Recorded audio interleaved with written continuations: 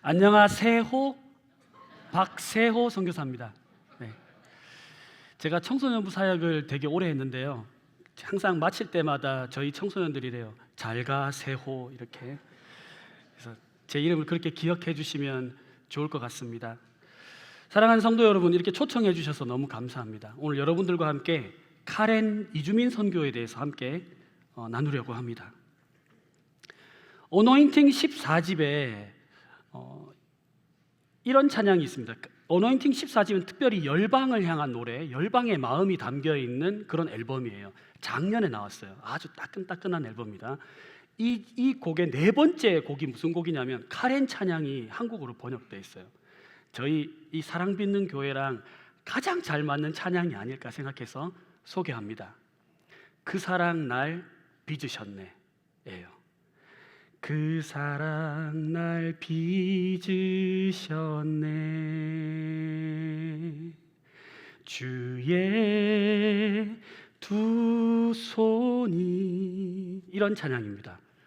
들으시면 좋겠습니다. 그래서 카렌 사람들 그 곡들 가운데 되게 은혜로운 찬양인데, 이 곡을 미국에 계신 김재우 선교사님이라고 있어요.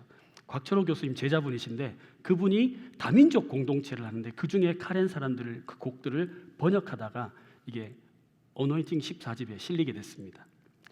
함께 나중에 들어보시면 너무 좋을 것 같고요. 같이 한번 불러보셔도 좋을 것 같고요. 어쩌면 제가 여기 온 이유가 있을 것 같기도 합니다. 하나님께서 카렌 민족을 어떻게 빚어오셨을까? 그리고 또 카렌 사역을 하는 저를 하나님께서 어떻게 빚으셨을까를 많이 생각하면서 오늘 이 시간을 준비했습니다. 저는 2006년에 결혼했고요. 필리핀에서 한 텀을 선교사로 있었습니다. 제가 이제 물리치료사였었거든요. 그래서 혹시 허리 아프시거나 무릎 아프신 분은 꼭 병원에 가시기 바랍니다. 아내와 함께 필리핀에서 6년 동안 있으면서 하나님께서는 카렌족 지도자를 만나게 하셨습니다. 알윈 목사님이라는 분인데요. 알윈이라는 목사님이십니다. 이분이 자기가 거주했던 곳을 소개를 하는 거예요. 난민 캠프였습니다. 태국과 미얀마 사이에 있는 난민 캠프에서 신학을 하고 필리핀에 오셔서 박사과정을 하고 있는 분이셨어요. 근데 이분이 난민 캠프 이야기를 이렇게 쭉 하는데 제가 되게 와닿았어요. 그래서 한번 가보고 싶다 이런 생각이 든 겁니다.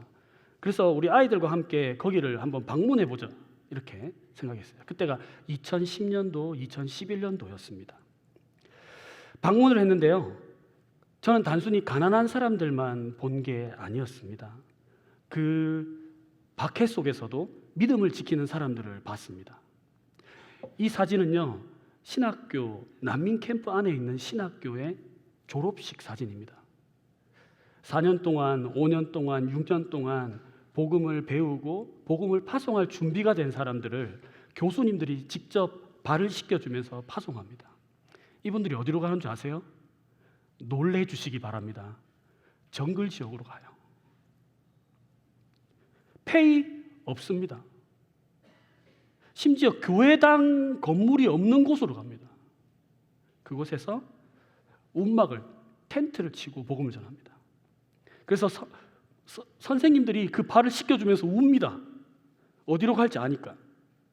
그리고 저 분들 중에서는 고아도 있어요. 전쟁 고아들. 내 눈앞에서 아빠가 죽고 내 눈앞에서 엄마가 죽은 고아들도 선생님의 사랑으로 컸기 때문에 이제 발 씻겨주는 선생님을 못 보잖아요. 그래서 떠나는 제자들이 있습니다. 복음 때문에. 그 복음에 빚진 마음으로 사랑으로 날 빚어오신 주님을 기억하면서 정글 속으로 흩어집니다. 그걸 본 겁니다, 제가. 근데 또 한 분 빼놓을 수 없는 분이 있는데요. 그분이 누구냐면 이제 이렇게 하고 계신 분이시죠. 저분 돌아가셨어요. 미얀마 군부의 독살로 돌아가셨는데 2015년도에 돌아가셨습니다. 1949년생이세요. 제가 방문했을 때 여러분 또 한 번 놀래주세요. 63살이세요. 아니 이분이 만물 박사더라고요. 자동차도 고치고요, 라디오도 고치고요, 못 고치는 게 없는 그런 분이세요. 그리고 청년들하고 나가서 운동장에서 축구를 하는데 제가 그렇게 정확한 패스를 하는 미드필더는 처음 봤습니다. 배가 이렇게 나오신 분인데 한 번씩 패스로 탁탁 찔러주는데 대단하신 분이시더라고요. 밥 먹는 식사 자리였습니다.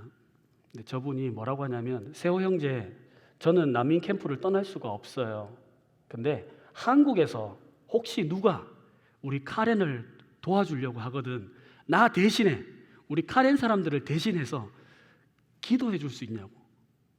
그때 생각했죠. 기도는 공짜니까, 기도하는 거는 뭐 돈이 드는 게 아니니까, 예, 그렇게 하겠습니다 했어요. 그게 이렇게 지금 코가 끼어서 15년째 이렇게 하고 있습니다. 나그네의 마음으로 나그네를 돌보는 저 사람, 외할아버지 얘기를 하시더라고요. 미얀마에도 일본군이 쳐들어와가지고 점령할 때가 있었습니다. 그때 자기 외할아버지를 살려준 분이 있대요. 도망갈 수 있도록, 도망갈 시간을 주고 하늘에다 총을 쏘면서 내가 놓쳤다 이렇게 했던 일본 군이 있었대요. 그분이 조선 사람이었대요. 그때부터 이 가정과 한국 사람은 이렇게 연결이 되었던 것 같습니다. 2015년도에 카렌 사람들이 그 난민 캠프에서 한국으로 오게 된 겁니다. 한국은요, 원래 북한이 있었기 때문에, 세터민들을 받았기 때문에 이런 OECD 국가 중에서도 난민을 받지 않는 나라로 유명했습니다.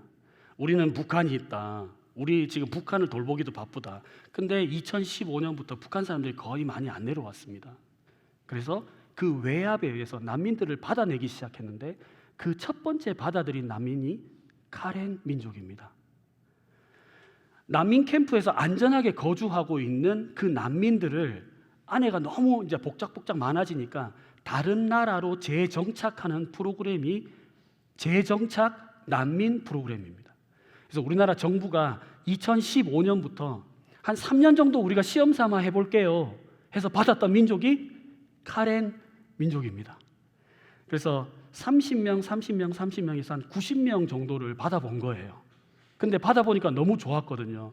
순종적이죠. 게다가 정부 관료들의 말에 순종하죠. 그다음에 너무 착하죠.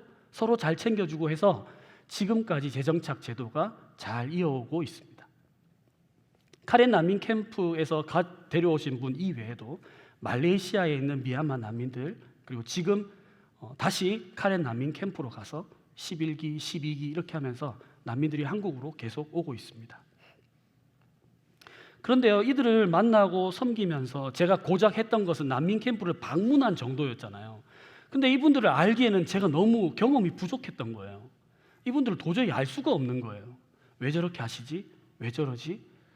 그래서 가족이 2017년도에 좀 생각을 하고, 제 아내와 제가, 그리고 아이 셋을 손잡고, 그리고 아내가 막내를 임신한 채로 난민 캠프 안으로 들어갔습니다. 제발 좀 더 이해해보자, 좀 이해하고 싶었습니다.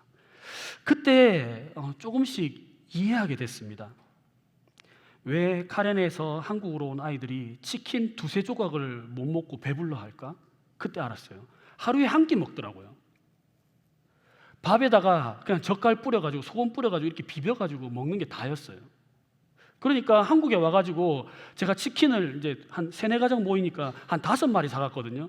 근데 한 마리만 그것들이 먹고 4마리가 남은 거예요. 그게 이해가 안 되는데 이해가 되는 겁니다.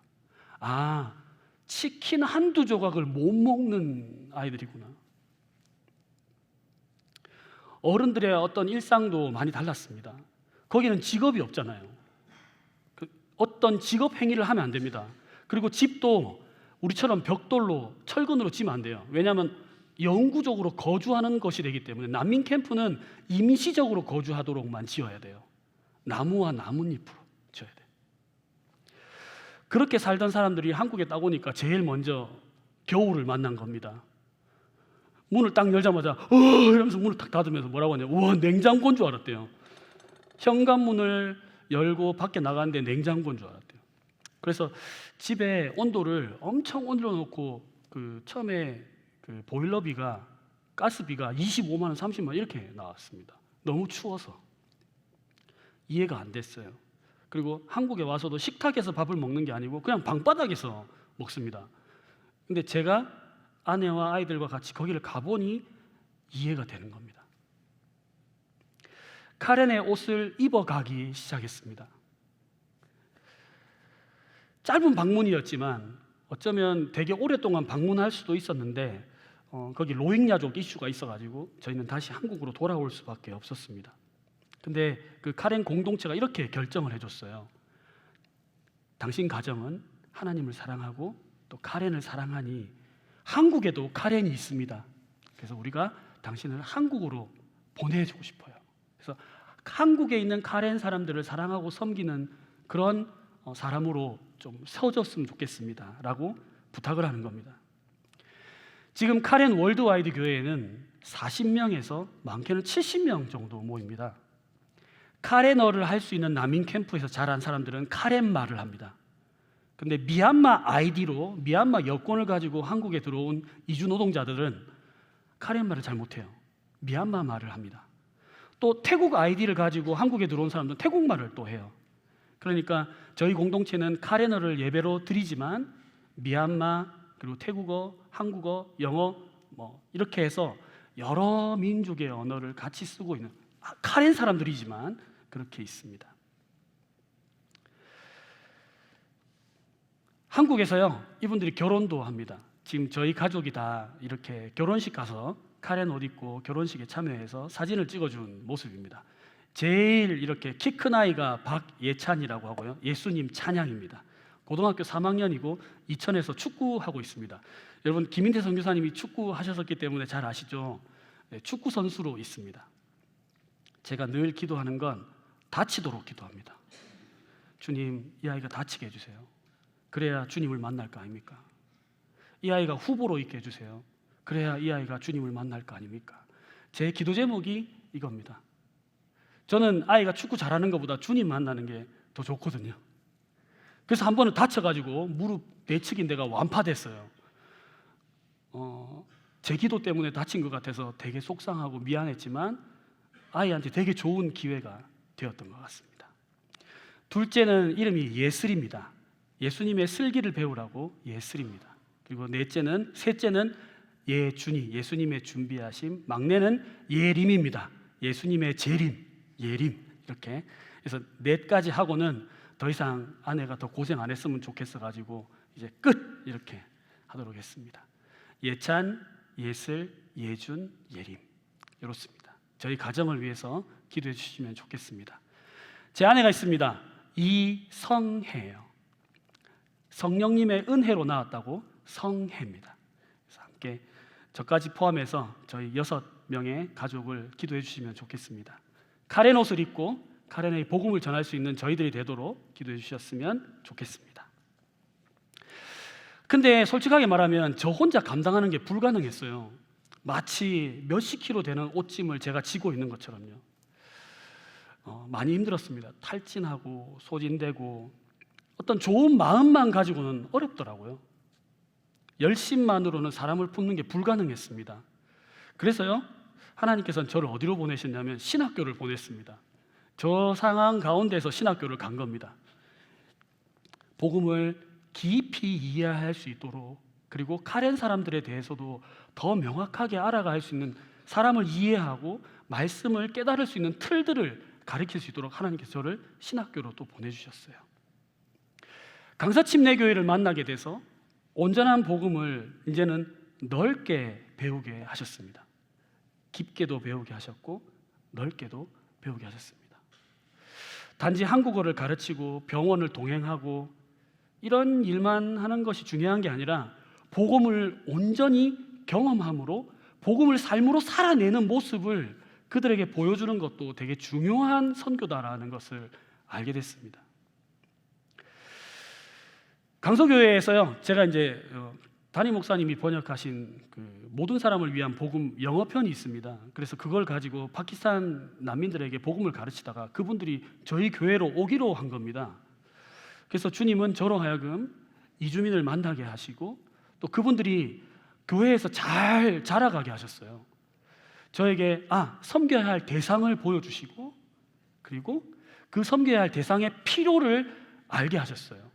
그리고 그 필요를 나 혼자 채우는 게 아니라 저희 교회에 있는 많은 성도님들이 그 사역자님들이 그 필요를 채울 수 있는 도구들이 된다는 걸 알게 됐어요. 아, 선교는 교회가 하는 거구나. 그걸 깨닫게 됐어요. 지금 이분들이 어디에 있는지 아세요? 지금 달라스에 있습니다. 미국에 가 있어요. 파키스탄 공동체를 세우고 있습니다. 한 분은 제 아내한테 피아노를 배워서 반주를 하고요. 또 한 분은 우리 교회에서 강서침례교회에서 유치아동부를 맡았었거든요. 거기서는 또 유치아동부 맡고 있습니다. 아, 이렇게 하나님의 영광을 경험했던 이들이 다른 곳으로 이주하여서도 그곳에서 하나님의 영광을 나타내는 도구로 사용되는 거구나. 이것을 교회에서 배우게 됐어요. 그래서 교회에서 이렇게 결정합니다. 2025년에 주님께서는 한 명을 이주민 선교사로 이제 파송하기로 결정합니다. 하나님께서 저를 빚으시는 과정이었다고 생각해요. 저희 교단은 조금 늦었지만 신학교에서 또 강서침례교회에서 저를 이렇게 한 명의 이주민 선교사로 세워주셨어요. 서울친교회에서 목사 안수를 받았고요. 또 전국친교회에서는 국내 이주민 선교사로 인준을 해주셨습니다. 그리고 불광동 교회, 또 꿈을 심는 교회, 또 친교회들을 방문하면서 이주민 선교에 대한 비전을 나누게 하셨습니다. 제가 선교회에 이제 가서 어떻게 보고하는지를 여러분들에게 짧게 나누려고 합니다. 여러분, 우리 한국 현실이 어떤 줄 아십니까? 엄청나게 인구 감소를 하고 있습니다. 우리나라 총 인구가 몇 명이에요? 한 5,200만 정도 됩니다. 근데 그 중에 외국인이 몇 명인 줄 아세요? 270만 명입니다. 280만을 거의 다 채워가고 있어요, 벌써. 그리고 한국으로 벌써 귀화하신 사람이 30만 명 정도 되거든요. 그러니까 300만 정도 되는 겁니다. 우리나라, 그러니까 지금 참여하신 분이 한 70명 정도 되시는데 3.5명이 여기에 이주민이 있다고 보시면 돼요. 그러니까 20명 중에 1명이 이주민입니다. 같이 한번 따라해 보실까요? 20명 중에 1명이 이주민이다. 산업 현장은 어떨까요? 우리 아버지 세대들, 저는 울산에서 이렇게 중고등학교를 다니고 울산에서 자랐습니다. 저희 아버지도 공장에서 교대 근무를 하시면서 27년 동안 근무하신 분이세요. 아버지, 저 공장에 취직하고 싶어요 했으니 아버지는 난리가 나는 겁니다. 니는 안 된다. 니 공장에 취직하면 안 된다. 저 아버지처럼 그렇게 저도 똑같이 열심히 한번 일해보고 안 된다. 극구에 말리는 겁니다. 이게 네가 지금 낮밤이 바뀌는 게 뭔지 몰라서 네가 지금 하는 소리지. 안 된다. 저만 그런 게 아니고요. 저희 아버지만 그런 게 아니고요. 저희 아버지의 친구분들도 다 자기 자식들은 공장에 취직 안 시키고 싶은 겁니다. 그 빈자리를 누가 채우고 있나요? 공장의 빈자리를 누가 채웠나요? 이주민들이 채웠습니다. 저희 카렌 공동체에 지금 손 다쳐가지고 기부스하고 있는 사람도 있고요. 염산이 여기 튀어가지고 옷이 다 녹아 살이 거기 흉터 있는 사람들. 진짜 위험한 일이에요. 한국 사람들한테 아무리 공고를 내도 안 들어오니까 이주민들에게 그 기회가 간 거예요. 우리 이주 노동자들이 진짜 힘들게 일합니다. 여러분, 학교 교육 현장은 어떤 줄 아십니까? 요 옆에 안산이 있죠. 안산의 한 초등학교 이야기입니다. 놀래 주십시오. 전교생이 273명입니다. 그 중에 한국인이 8명입니다. 지금 그런 시대입니다. 그 학교의 홈페이지에 들어가면 다문화부터 해서 이중 언어 선생님이 계속 올려요. 거기다가 아이들 한국어 수업 들어오기 전에 한국어부터 먼저 배우고 들어오고 선생님이 이중 러시아어를 할 줄 알아야 돼요. 지금 그런 시대에 우리가 살고 있습니다. 정부에서 유능한 인재들을 우리나라에 이제 이주라는 말 대신에 이제 무슨 단어를 쓰냐면 이민이라는 단어를 씁니다. 지금 우리나라 정책에서는 유능한 인재들이 한국에 계속 거주하게 하려고 유학생을 굉장히 많이 우리가 많이 받아들이겠다. 30만 명 받아들이겠다 했는데 벌써 30만 넘었어요. 이제 50만 시대가 다가옵니다. 제가 이게 지금 군포잖아요. 그래서 군포에 대해서 한번 제가 자료들을 막 찾아봤거든요. 저는 제가 이제 이런 일을 하다 보니까 자료 찾는 데는 아주 능숙합니다. 그래서 좀 객관적인 자료를 보니까 군포시에도 똑같이 5%가 외국인이에요. 그런데 유학생, 대학교가 하나밖에 없잖아요. 그래서 대학 유학생이 많은 것도 아니고 여기 산업시설이 많은 것도 아니에요. 근데 그럼에도 불구하고 산업단지 유치를 군포시도 하기 시작했고 외국인들이 이제 올 거예요. 근데 군포의 가장 많은 비율은 다문화 가정입니다. 2,500가정 정도 되고요. 6,000명 이상이 다문화 가정 배경입니다. 이주민들이. 만약에 사랑받는 교회가 이주민 사역을 만약에 하시게 된다면 다문화 쪽으로 하셔야 되지 않을까? 통계상으로는 그래야 되지 않을까라고 생각합니다. 한 명만 섬기면 돼요. 여기서 막 많은 사람들을 모집해가지고 많은 사람 섬길 필요 없습니다. 그 한 명이 하나님의 영광을 경험하는 순간 그분들 때문에 그 민족이 변화되는 거예요. 여러분, 교회는 어떻습니까? 하나님은 이주민들을 보내서 그분의 영광을 경험케 하실 것 같아요. 하나님은 한국 교회의 빈자리를 그냥 숫자로만 채우시는 분이 아니라고 생각합니다. 우리 곁에 보내신 그 나그네들을 통해서 우리의 시야와 우리의 사랑의 품도 넓히고 계시다고 생각합니다. 함께 이 말씀을 읽었으면 좋겠습니다. 같이 한번 읽어볼게요. 시작. 내가 그들의 행위와 사상을 아노라. 때가 이르면 문 나라와 언어가 다른 민족을 모으리니 그들이 와서 나의 영광을 볼 것이며 내가 그들 가운데에서 징조를 세워서 그들 가운데에서 도피한 자를 여러 나라 곧 다시스와 뿔과 활을 당기는 룻과 및 두발과 야완과 또 나의 명성을 듣지도 못하고 나의 영광을 보지도 못한 먼 섬들로 보내리니 그들이 나의 영광을 뭇 나라에 전파하리라. 아멘. 하나님께서는 여러 나라와 언어의 사람들을 모으셔요. 그리고 그들로 하여금 하나님의 영광을 경험케 하십니다. 우리나라 선교사님이 못 가는 지역도 많습니다. 특히 무슬림 강경, 지금 전쟁 터져 있잖아요. 위험한 지역과 무슬림 지역 못 들어갑니다. 근데 그곳에 있는 사람들이 어디로 왔나요? 지금 우리나라로 왔어요. 어떻게 해요? 하나님의 영광을 경험하게 하려고요. 그래서 다시 그들을 하나님께서 어떻게 하시겠다고요? 영광을 전하는 도구로 삼으시겠답니다. 이 주어가 누구예요? 하나님이십니다. 하나님이 그들을 불러 모아 영광을 경험케 하고 하나님이 그들을 보내 우리가 갈 수 없는 그런 지역들로 보내서 하나님의 영광을 전파하는 도구로 삼으시겠대요. 이 일에 사랑받는 교회가 함께 하기를 소망합니다. 여러분, 하나님의 영광을 언제 경험하셨습니까?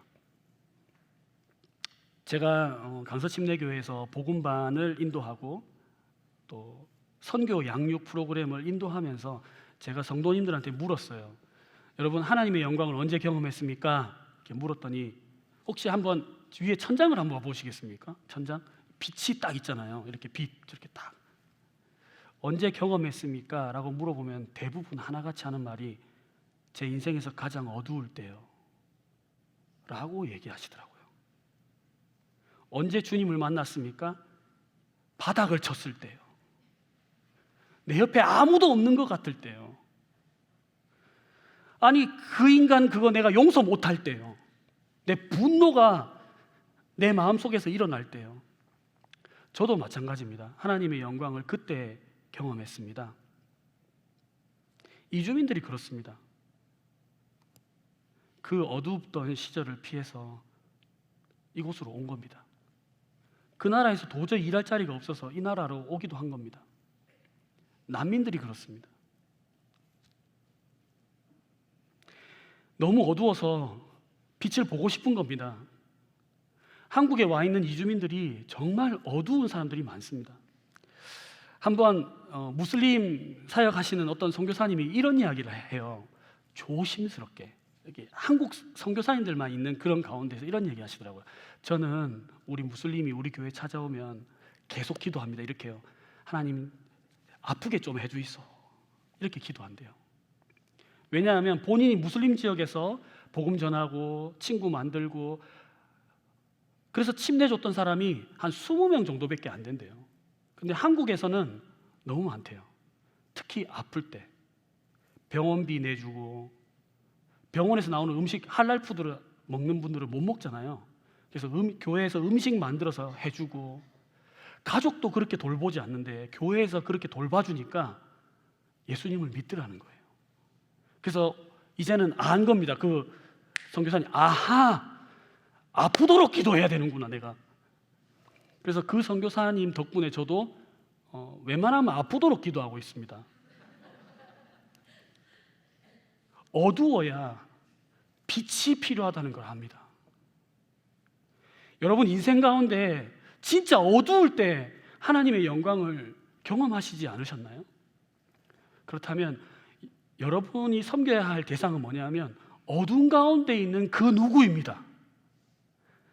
저는 카렌 사람이라서 그렇게 하지만 여러분 가운데 혹시 주변에 가족 가운데, 친지들 가운데, 친척 가운데, 친구 가운데 또는 이웃 가운데 어두움 속에 누군가가 있다면 내게 보내신 그분이구나. 이분이 하나님의 영광을 경험해야 되는구나. 그렇게 생각하시면 되겠습니다. 하나님의 영광을 경험하기 위해 이 땅에 온 이주민들이 있습니다. 몇 명이라고요? 한국에 280만 명의 이주민들이 있습니다. 그 어두운 곳에서, 그리고 한국에서 그 어두움을 경험하고 있는 이들이 280만이나 됩니다. 성경을 보면요, 하나님께서 어떻게 역사하시냐면 이런 이주를 많이 활용하십니다. 잘 생각해 보십시오. 제가 이름만 대도 알 거예요. 아브라함, 그죠? 요셉, 다니엘, 벌써 이주를 많이 하죠.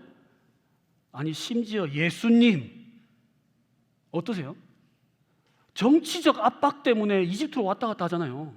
국경을 넘어서 하나님 이런 흩어진 자들을 통해서 하나님의 선교를 이루어 가시는 분입니다. 그런데요, 국경을 넘지 않아도, 배 타고 비행기 타고 안 가도 열방이 지금 우리 곁으로 와 있습니다. 우리 곁에서 지금 여기서 선교할 수 있는 거예요. 저는 카렌 민족을 통해서 이 말씀을 실제로 보았고요. 영광을 경험한 이들이 영광을 전하는 걸 보게 됐습니다. 저렇게 하얗게 낙타처럼 생긴 곳이 카렌 땅입니다. 카렌 땅은요, 땅을 파보면 옥이 나옵니다. 옥이 나옵니다. 미얀마는 90%가 옥을, 지하 광물과 지하 자원을 팔아서 먹고 사는 나라예요. 그러니까 카렌 땅을 주면 안 되겠죠, 버마 사람들이. 좀 바다로 나가가지고 구멍을 뚫으면 천연가스가 나옵니다. 카렌 땅이, 그런 금싸라기 땅이 하나님이 축복하신 그런 땅이었습니다. 독립을 안 시켜줘요. 경제적인 이유 때문에, 그리고 종교적인 이유 때문에, 다른 역사적인 이유 때문에. 그런 분들이 이제 한국에 왔습니다. 엄청난 핍박을 받았어요. 1949년부터 지금까지.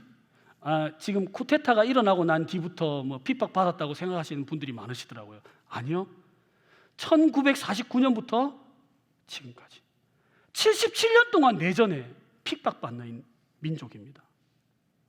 그런 어두움 가운데 있는 그들이 하나님의 영광을 경험하니까 자기 나라의 회복도 중요하지만 하나님 나라의 백성으로서 영광을 선포하는 도구로 사용되더라고요. 전 세계의 14개국, 잘 사는 나라입니다. 14개국에 흩어져서 죽어가는 교회를 세워요. 그런 분들을 보게 됐습니다. 전 놀랍게도 하나님은 그런 카렌의 친구가 되도록 하나님이 저를 이렇게 빚어가시는 걸 보게 됐습니다.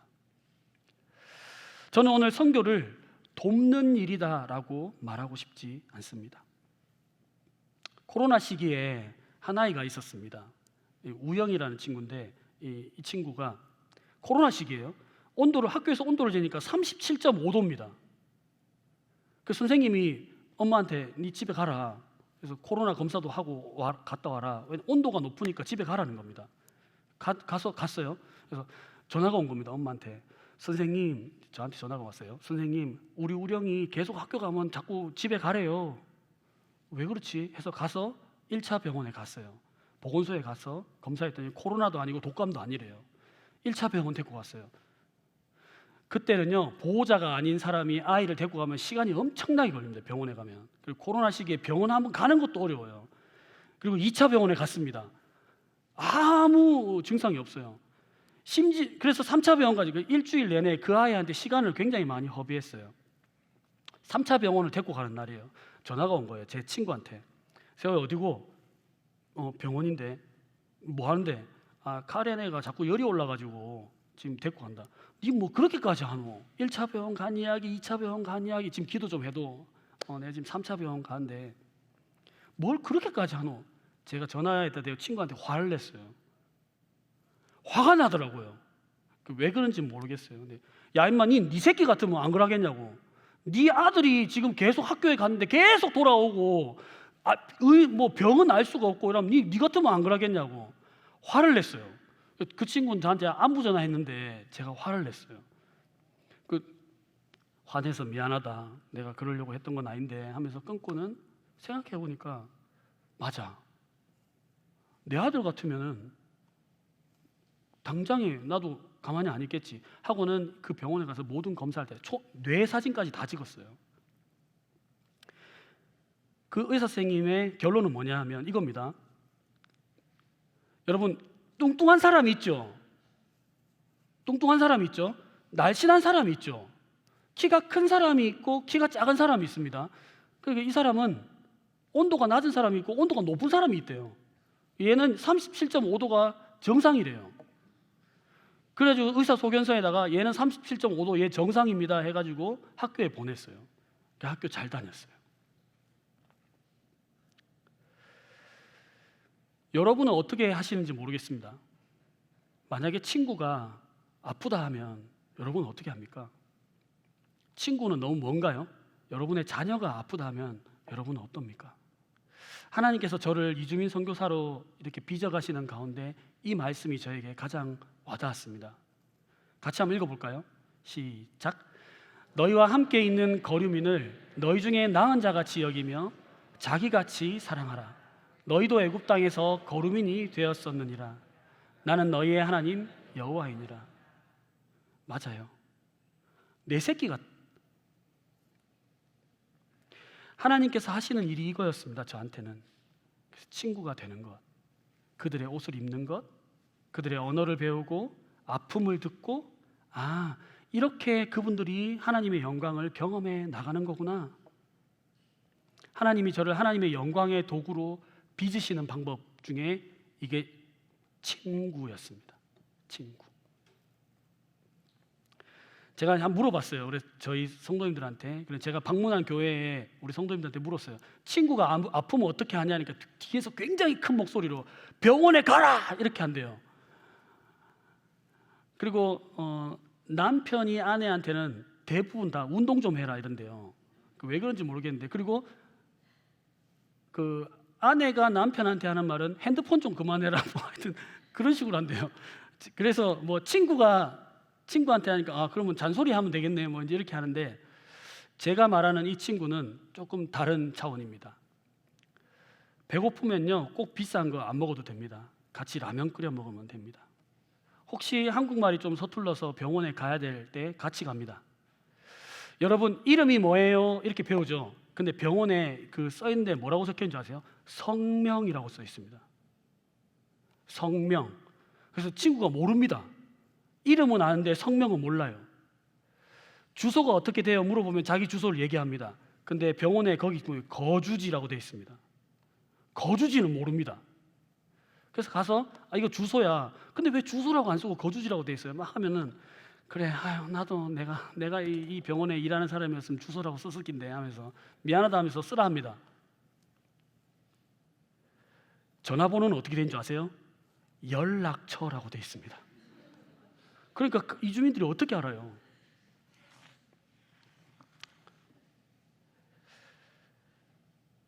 여러분, 140년 전에 선교사님들이 이 영광을 영광의 이 바통을 쥐고 조선에 왔습니다.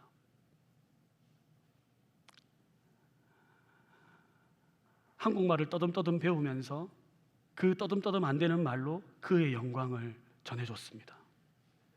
그 영광이 우리가 지금 쥐고 있잖아요. 하나님의 영광을 쥐고 있잖아요. 그 영광의 바통을 쥐고 있잖아요.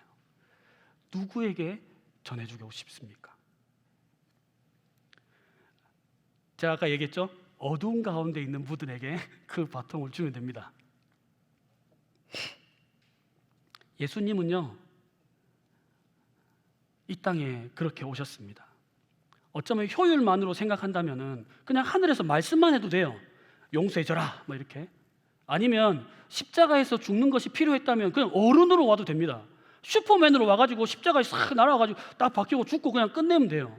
근데 예수님이 오신 방식은 뭐냐 하면 아기로 왔다는 거예요. 어린 아이로 왔다는 겁니다.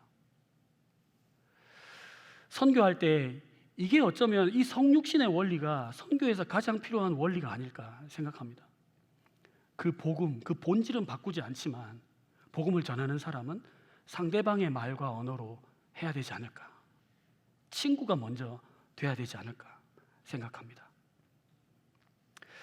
하나님께서는 이미 우리 곁에 이주민들을 보내주셨습니다. 열방이 멀리 있는 것 같지만 벌써 우리 동네 안으로 들어와 있습니다. 저는 이 시간에 카렌 이주민 선교는 어떤 그 특정한 한민족 이야기를 하려고 하는 게 아닙니다. 하나님께서는 이 시대에 한국 교회 앞에 선교의 문을 이렇게 열어두셨습니다. 그게 저는 이주민 선교라고 생각합니다. 나한 자같이 여기며 자기같이 사랑하면 어떤 결과가 나오는 줄 아세요? 하나님이 정말 나를 낳은 자처럼 사랑하시는구나. 하나님이 정말 자기 몸처럼 나를 사랑하시는구나. 이걸 알게 돼요. 마치 부모님 마음을 도저히 알 길이 없다가 부모가 되면 그 마음을 아는 것처럼 나그네를 사랑하다 보면 나 진짜 나그네구나. 내가 이 땅에 내가 적을 두고 사는 게 아니라 내가 저 땅에 적을 두고 살아가는 나그네구나라는 걸 알게 돼요.